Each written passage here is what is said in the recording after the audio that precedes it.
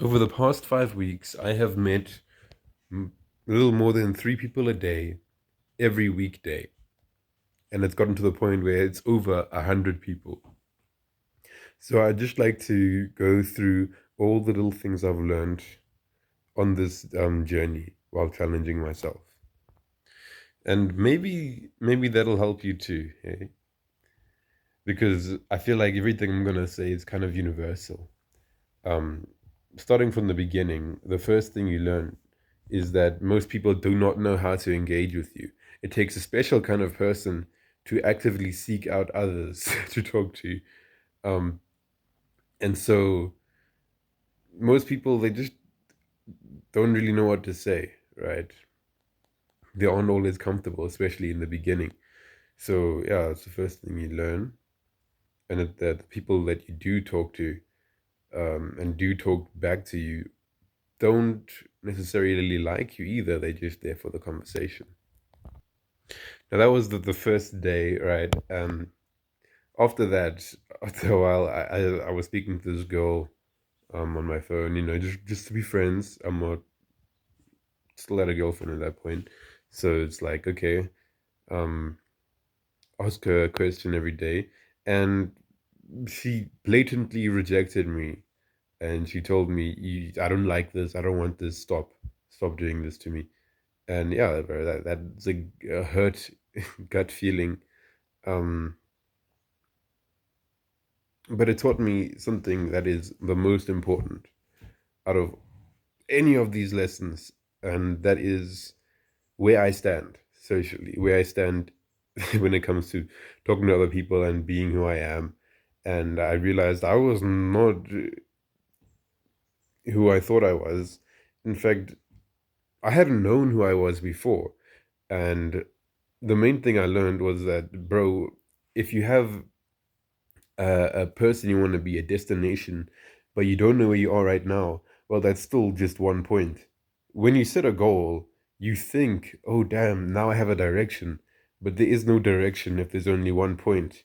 If you don't know who you are, you're not going to be able to move anywhere. And so speaking to other people made me realize where I was, who I was, where I stood in the world. And yeah, it really cemented my identity and allowed me to utilize it to leverage who I was. Rejections are hard, but they really are good for you. After being rejected, I also kind of learned, hey, you approach these rejections with excitement. You approach any sort of new thing that you're learning, um, with excitement. Yes, I got my first rejection. This is incredible. And yeah, that's what I did. And it kind of helped me to reframe what it meant and question why rather than just sulk. So now that I question why, I learned a very big thing, which is before I was trying to get something from others, which could be like a conversation, a name, a number, whatever. But um, when you do that, you kind of come off very bad, and people don't actually like talking to you. People are uncomfortable around you. So really, it was a reframing that I learned that hey, you give this to other people. You give the conversation, the kindness, the connectivity to other people, and that really made me, me talk a lot better with others, and it was quite enjoyable. Once I reframed my mind to say, okay, I'm giving to you, giving things to you, I was able to have better conversations. But still, I was looking for something. There was still some insecurity, probably within myself. But right now, that did not matter. Okay, so the next thing I learned was that people also search you out. People like just some people just like having a little conversation with someone on the bus, and you can be that guy, and they actually come up to you. People are really interesting, and just asking questions, you can kind of dig into their life. I did not know what to say. Right, there was this guy who came up to me, a PhD student, and I was like, okay, damn, I have nothing to say to you. I'm just gonna ask you questions about what you're telling me, and that really it did work. So asking questions is something really cool to fall back on. And as the and as this challenge went on, I realized, bro, curiosity is a skill. Curiosity is something that it allows you to have the easiest small talk, and it really is a skill, and that's something you have to develop. Okay. Anyway, so at this point we are around, I don't know, 2 3 weeks in. Um, let's say 2 weeks in, right? And I kind of realized, okay, that's cool. I was getting multiple people around me now when I was sitting in lectures wanting to talk to me, or I was just talking to them. And I wanted to give to as many people as possible. But I kind of had to realize that's not how a conversation works. You can't be talking to that person when you're having a conversation with that person. Um, and so this whole mentality of giving wasn't always the best, because it's not about the quantity, it's about giving to a specific person, giving them your attention. And so you kind of have to choose who you're going to give the attention to. This comes after you've faced your fear of talking to somebody. Um, so yeah, you have to choose who you're gonna give your attention to in this time period, because it can't be everyone around you. Um, yeah. I was also getting quite burnt out, probably because of how many people I was meeting, or probably because of the environment being so stressful. And I realized that talking to other people makes you a lot happier. It lifts your mood up.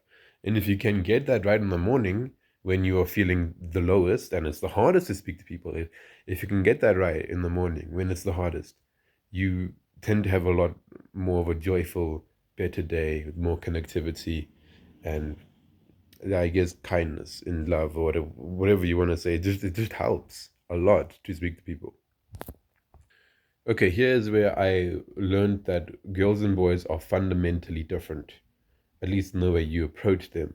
You it, they are quite different people. I was always scared of talking to girls, and boys are just more approachable. The way I'd look at it, still to this day, is that boys are more approachable, and girls, they um they can help you carry a conversation. They're more interesting, I guess, which isn't always true. As I learned later on, it's just girls are more polite, and boys don't care as much. But to get this far, I had to like look back into my mind and be like, okay, there's something stopping the conversation from going. I always felt on edge. I always felt bad talking to people, and I was like, why? Why? The reason was because I wasn't being necessarily authentic. I wasn't doing me. I was just trying to talk and give to other people. And that's all good, but if it's not genuine, if it's like a goal orientated thing where you want something from them, and you're like trying to force something down their throat, like you will take this conversation. Um, yeah, this doesn't really work out for either of you. So I had to kind of reframe the way I was gonna meet people, and just be authentic and authentically speak to people, and like make weird jokes and say crazy stuff that people might not even like, and doing that kind of allowed me to find my people. Some people don't like it, some people like it. And yeah, yeah, I also realized people love talking about like things that you are better at. For instance, me now, I started a hobby, sorry, hobby of soap making, and people, I can just talk to people about that, and it's very fun. I also learned, you can meet them, but what if you want to become friends? You need to really deepen your connection sometimes by just meeting them and saying what's up, and just talking about random stuff. And that comes from you being authentic. If you're not authentic, it's hard to deepen your relationship with people. You have to get comfortable. And getting comfortable comes from you being authentic. Making other people comfortable also comes from you being authentic. So that's just how it works. Be authentic. That's what I learned. Um, being authentic is a very big thing to actually understand. And the only way you can actually get to that point is through experience. I can't just say be authentic and then you're authentic. right there, right now. There's no, you have to go through it and realize, okay, I'm not being authentic. What the hell? And then come again and try, well, not try, but just make that switch in your mind, okay? That it's okay to just say these things and be the way you are. It's probably another incredibly big thing, but still, you can't get to this point without realizing where you stand in society and who you are, which comes from the rejection of other people or just talking to them. You tend to make an image of who you are through the way you express to other people, and without that in the beginning, you can't really be authentic anyway, because your authenticity is just a reflection of what you've been watching on YouTube or on the internet or whatever. So that goes all the way back to the beginning. Being authentic comes from knowing who you are and then allowing yourself to embody that. Um, mm. That's why I want to say people often get it wrong that you should just be authentic. It's like any other skill. You need to experiment first before you can do it in your own style, especially if you don't have much experience. Now, by the time I was more authentic with people, wherever I sat in class, there was someone close to me who I recognized, who I spoken to, who I had goodwill with, who like said hi, and that I could talk to. And that was a bit terrifying because, okay, now it's not easy to talk to new people, which was only half true. You can find new people wherever you go. I went to the calisthenics gym quite often at my university, and there were people there to talk to, and second years, and I met like six people in one day one time. Um, it was like, whoa. Actually, it was more like 11 because there's so many different places to go. It's not so static. Your strategy can change. It's very dynamic. Okay, and just coming there with your own personality, saying, "Hey, you know about that thing, bro? Here. Can you stand on this calisthenics without falling?" And then they like try it out. It's fun. It's fun. You have to like have those little fun conversations. And also, I'm gonna tell you, the nervousness does not go away. You just tend to face it and deal with it better. Um, yeah, that's practically it. At least when it comes to nervousness, that's practically it. You just face it better.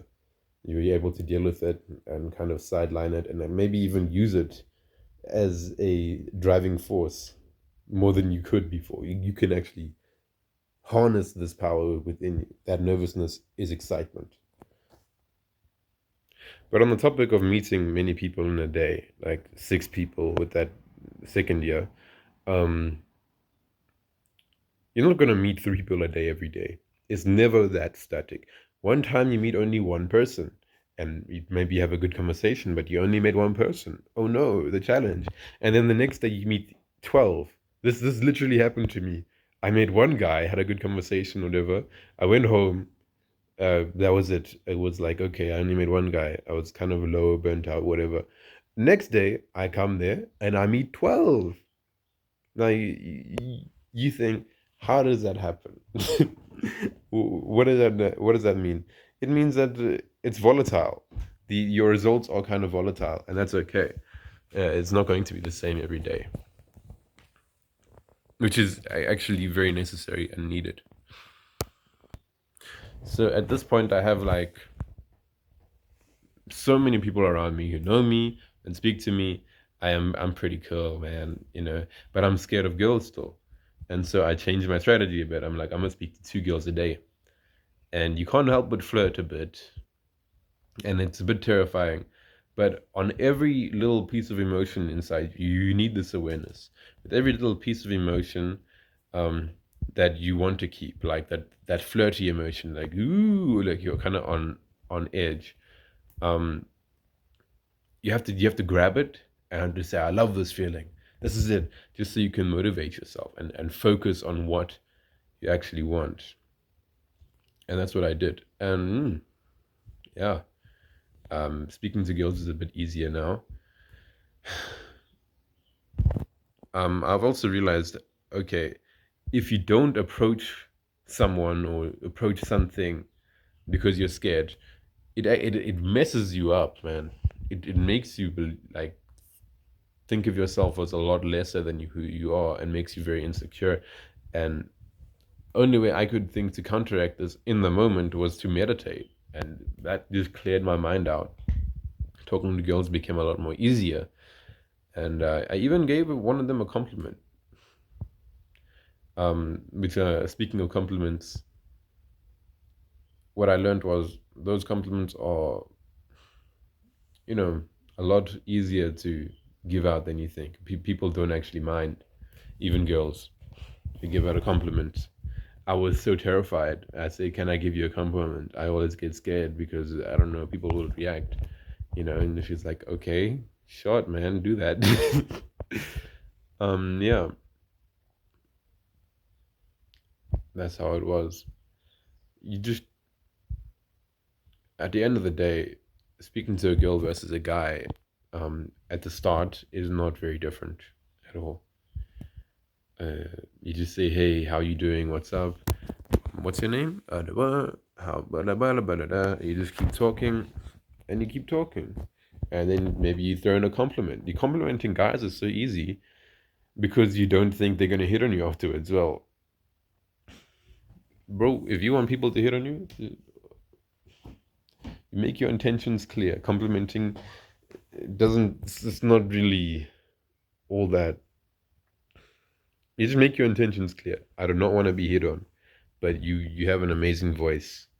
Yeah, something like that. And that's natural. That's genuine. That's good, right? And that's kind of like the end of my journey. And you can see how your beliefs change as the time goes on. It's been 5 weeks now, and I've realized, okay, number one, I want to talk to you. Like, that's something I want from you. Okay, number two, I want to give this to you.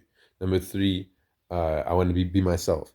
Those are three different beliefs that I needed to go through. If I didn't, if I missed the I want to give this to you kind of thing, maybe I would not have figured out that being authentic was possible. And likewise, I'm starting to see people more as the same. I know I said girls and boys are fundamentally different, but I don't think so anymore. It's just like you can see the personality of a girl and a boy as a bit different, but they at the end of the day they're still people, and you still speak to them the same way. So that's about it. Um, yeah. Also, people love free stuff. I'm giving a lot of people my soap now, just for fun. Mm. All right. Let me just say that's the end of the video. Uh, I kind of like these styles of videos. They're just a reflection of my thoughts, and also they're cool ideas because maybe someone finds something interesting in it. Maybe this is, I don't know if this is relatable, or you're going to learn something about talking to people from this. If you do, that's awesome. Love it, man. That's what I'm here for, man. And I'll see you in the next one to try and spread some clarity, I guess. Bye.